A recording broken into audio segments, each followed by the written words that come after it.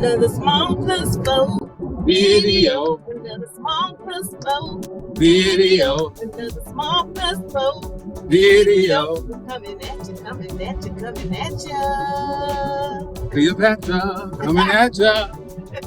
Okay. What's up, fam? What's going on? What's going on? Y'all see me in the driver's seat. Tell them what we're doing. Look who we have with us. Very rare moment. Yes. I have my oldest son, the one and only Coffee. Trevon. Kofi. Ghanaian. Ghanaian. Okay, that's what it is.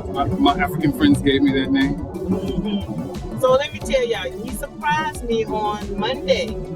I got a call from my mom saying, "Where are you?" I was at lunch. And she said, "Here back, I got something I want to give you." So when I got out the car, went round to the other car, and guess who came out? My son. Everybody knew he was coming except me. They pulled it off really well. So we're heading back and taking back to New York. And we thought we would just come in and let y'all see what we're talking about. We, of course, talking about a little bit of politics. Yes, something that I am like passionate about. I don't know where it came from. Just this whole election has just made me a political hack, as they say. Yeah. So I mean, I have been reading and watching different vlogs on YouTube and different speakers, different Black scholars, and I mean, just all kind of stuff. People on the radio, just trying to get an understanding of where we are and where we're going as a society, and not only as a society, but as Black Africans. Black Africans. Yes, because that's what we are. We are African. And I had and Americans that. I had this question: what is it about the Black man? What is it that they don't want to?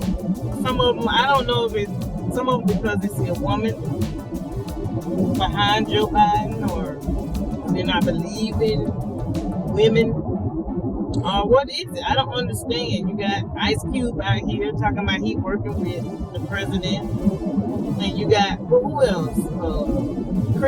Chris Rock. He had some crazy stuff to say.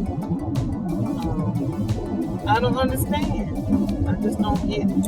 Well, I mean, throughout history, there's always been a segment of the Black population that, you know, had their own ideology or had their own thing that kind of went against the entire community. This is like nothing new, but there is a segment of the Black men who believe in like patriarchy and stuff like that. They believe that a woman should be submissive or be this or be that. They believe that they're also looking at it from an economic standpoint and from a power standpoint.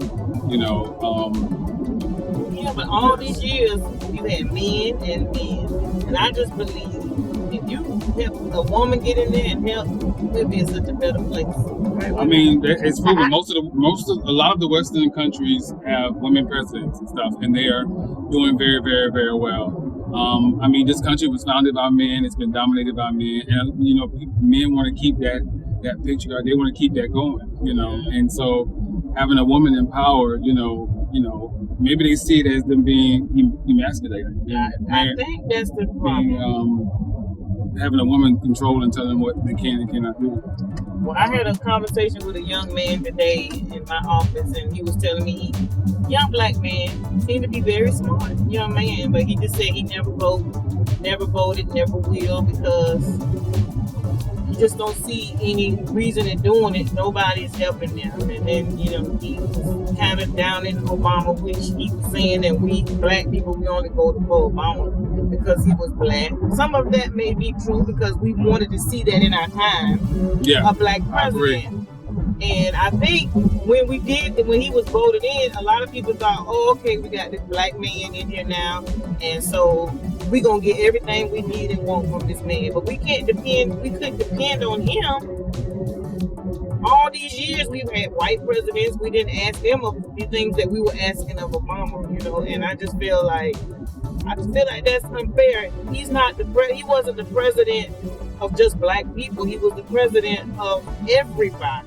And if Trump took that same stance, And I think it would be better, but he just caters to his own people. He doesn't care about everybody, anybody else. It's like this my base. I'm gonna feed my base, and I'm not gonna try to even reach out and help nobody else until he see that he's losing or something like that. So I don't know, young people, and a lot of the young people were for Bernie, and I fought the young people. If you all wanted Bernie to win, don't let Bernie down because you didn't go out and you didn't vote for Bernie. So, he was like, if Bernie would have won, I would have voted for him because he was out there with Martin Luther King marching. I'm like, you remember seeing him out there marching with Martin Luther King? Like he did. But you do a lot of research. I can't remember if he marched, but I know that he fought heavily during the civil rights movements. He was one of the Jewish. It was a lot of Jews that helped out during that civil rights. He was one of them. He created programs at the University of Chicago. I think that's the school he went to. There were pictures of him being changed to a black woman because they wouldn't. He has a lot of. I think a lot of people like Bernie because he understands what the people need. It wasn't more so about the politics. It was more so about the people. And I think people were upset with these people. These two. I think what's killing us is capitalism and this two-party system because we don't have anything else to depend to fight. It's either you this or you that. Right. And I think, and now it's become more about party, as we see now, party over country. And what Bernie was representing was the people. And so that's what the Bernie supporters were trying to get people to realize is that this is a man who's fighting for the people, for Medicare, for college, to make your life better. It's that's basically what it is. He was just the messenger. That was it. But we want somebody who's a messenger of the policies that we like. We wanted somebody in there who's going to fight for the people and not fight for the party standing and stuff like that. And I think what frustrated us was that people keep voting against their own interests, and then when things don't happen, then everybody's like, "Oh, this government." But we gave you options for somebody who's standing up for the people, but everybody seems to vote against their own interests, and that's because we. I think a lot of Americans don't understand how our government works. They don't know how bills are passed. They don't even know we have 100 senators.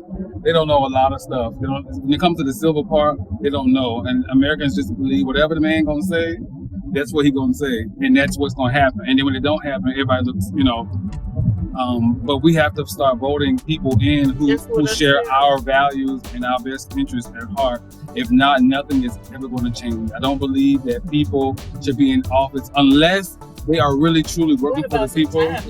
Time limits on some of these, yes. And that's one of the reasons why change is not. Yeah, that's one of the reasons why things aren't changing because you have the same people. Same mindset. Yeah. Then they see, and if I was always a Biden because I'm like moderate. I'm a moderate person. There's some things that we just ain't gonna get free. But if Bernie had won, because he's more closer to what I believe in than Trump, I would have voted for Bernie. But it seems like sometimes the other side, they were like, well, Bernie or bust. But I think most of them people that was Bernie or bust last time, I think they saw what happened. And I don't hear that as much this time around. But the young people, in order for you to be able to get the things that you want and the people that you want in office, you got to get out there and vote. It's okay to get out here and all these marches and all that kind of stuff. We stand in line for Air Jordans and all that kind of stuff. But you got to remember, look at the courts now. The court is going to be heavily conservative. All these rights and things that was fought for and was earned and passed, they're in jeopardy now. We didn't take 2016 election serious, and now everybody want to say the Democrats ain't doing nothing in the hearings, but there's nothing they really could do because they are the minority. So, and also Democrats made a lot of mistakes too because they had the Senate, the House, and the presidency the first 2 years. But he used that for his capital on healthcare. That's what happened. The whole entire thing was on that, and there could have been other small things, and now they're about to try to take that away. That was worked so hard upon. Yeah. That's why we were saying that's why we were saying Medicare for all works so bad. Healthcare is important to me, but Medicare for all would work because you lose your job today, you ain't got no insurance. Right. So what is I have to go on Medicaid anyway. Anyway, you have to try to get Medicaid anyway. So Medicare for all will also lower a lot of the costs. If we paid a little more in taxes, we wouldn't have to pay the premiums because we're paying in the taxes that's going to go towards the premiums and co-pays. Not only are you paying for insurance, but then you got to go kick out $2,000 or $3,000 or something else. Right. If we had Medicare for all, then it will work out itself. You wouldn't have to worry about coming out the pocket because it already came out of your taxes. Yeah. But then people don't like high taxes. They don't want the high taxes, but then you're still paying high on everything else. Yeah. So it's like. Was Obamacare perfect? No. It was a start, but it's better than what we had.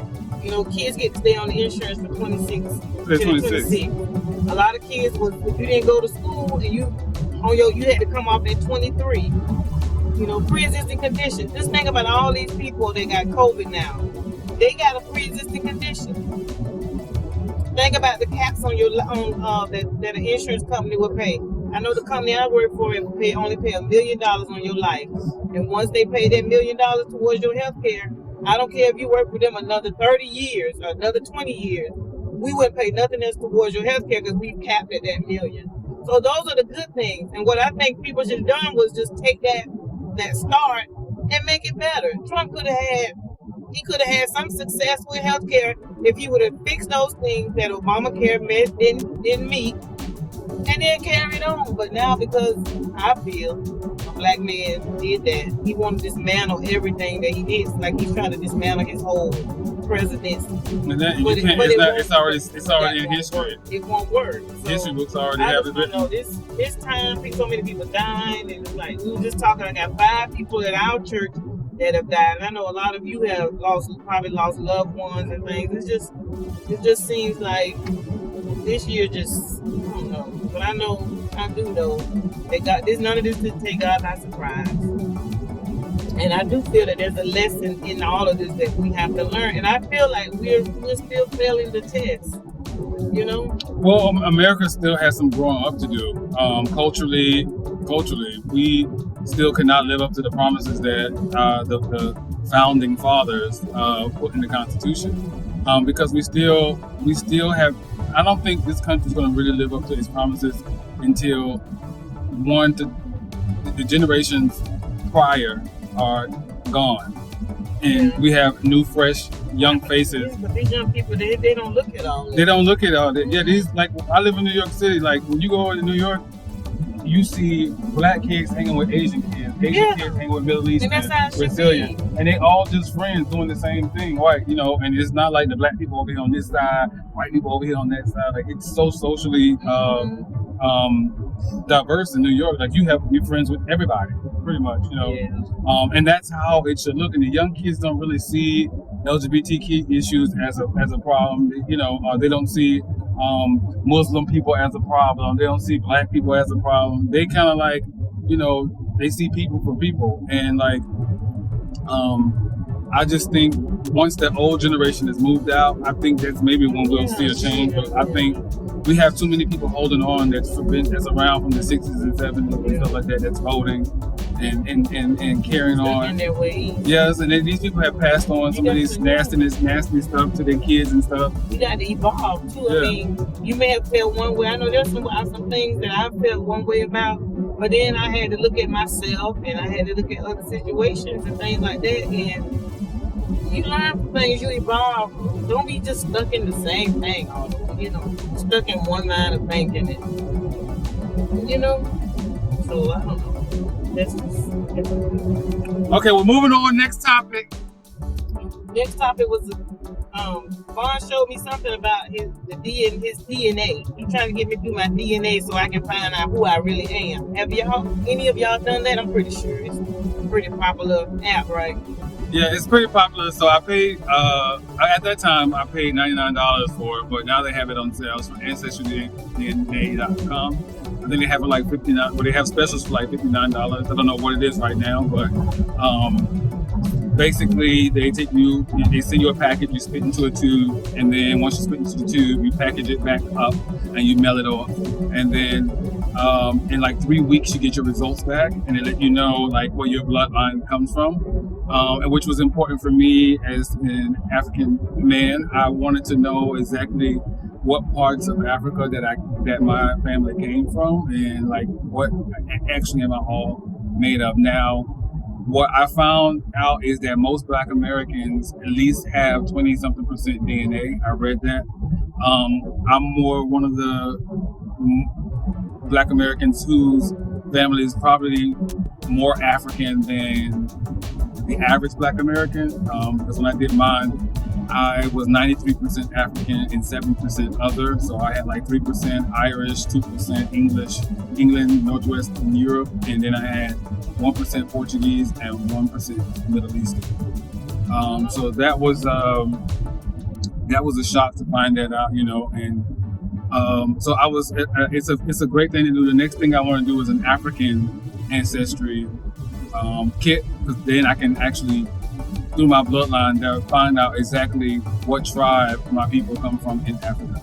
Because what they do there is they test and get DNA from Africans in those regions, and they match it with yours, and then you can find out what tribe or what region you came from. So it's as Black people in America, since we were here called as slaves in this country, a lot of us were separated from family. We don't have our original last names, our original cultures, our original religions, and we have the last names of our white counterparts. So it's somewhat to get an identity of who you are and where your ancestors came from. So I think it's a great thing to do for people to do it, just to see, even if it's just for fun. How much it was? When I bought mine, it was $99 because I didn't get it during the special, but like during the Christmas time, they do it for like $59. Oh, okay. And it's yeah. So and then, got all them cousins and them. Oh yeah, and then you find because of the slave trade, a lot of families were separated, bloodlines were separated. So you find it matches you with people who share your same bloodline, but that you may not know, but because of the separation during slavery time. And so you find third and fourth cousins that you know nothing about, that live in probably California, Virginia, that you've never met, that share the same bloodline as you, which is also fascinating and interesting too. Yeah, I might do it. See where I'm from, who I'm kin to. But you said when you did yours, you found out you have more of mine. I have more of your side of the DNA. Oh, okay. The reason why I can tell that was because of what the travel patterns. Oh, okay. Yes. How you can tell the travel patterns? They do it by the DNA. Oh, okay. Yeah, and because grandfather's family, they came from Barbados, from the Caribbean. Okay. That's where they were enslaved at, and they were brought over here. Yeah. So that I don't. Yeah. Like Meridian, Mississippi. Yes, it's sort of what it said: the Mississippi, the South Carolinas, the Georgias, and all that. Yes, and it shows like that North Florida, Georgia, South Carolina, all the way over to Mississippi. Oh. That's how I knew it was from that DNA came from your side versus my dad's side, because my dad's side comes from, his family was enslaved in the Caribbean. Oh. So, yeah, so grandpa family was from Barbados. Oh, okay. Yes. And also I wanted to do it with Mom because your side of the family has a Jewish last name. No, Cohen. Okay. It's Jewish. Okay. So I even asked Nitra about that. Like I said, were my family enslaved by Jewish people? And Nitra said, yeah. They learned that in the family union. Trying to check all that stuff out. No, it's easy. You have. This is why it's important to get these stories and these things from your grandparents and stuff. Like find out who they know their great grandmother, their grandmother, right. And find out. And that way you can, once you get the full names, you can kind of try to trace where they are and stuff like that. Okay. Because that's important. Like grandma in Willacoochee. So she is from Mississippi. So yeah, she probably they migrated down to Willacoochee, Georgia. Y'all ever heard of Willacoochee, Georgia?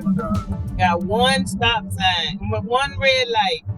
Well, I don't even know they have a red light. They have a blinking light. Yeah.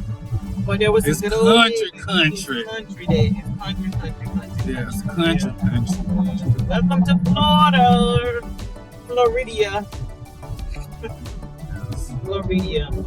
So I think we're gonna cut it off because we're already at 20 minutes. We're at 20 minutes, so yes. We don't want to bore you all, but I wish we had got more video with this young man. He's very knowledgeable, very smart man, but he was running all around town trying to visit everybody, so we didn't get a chance to sit down and do some more talking, but we just want to share a little bit of this with you all today. And I hope you all enjoy it. If you have not subscribed to our channel, please make sure you do. Small Plus 4. It's me, my husband, and our 4 grown young men. So we thank you for watching, and you have a good day. And if you want to find me, I am on Instagram. It's I_am_ Travon, TRAVON. You can find me. All right. Have a good one. Peace out.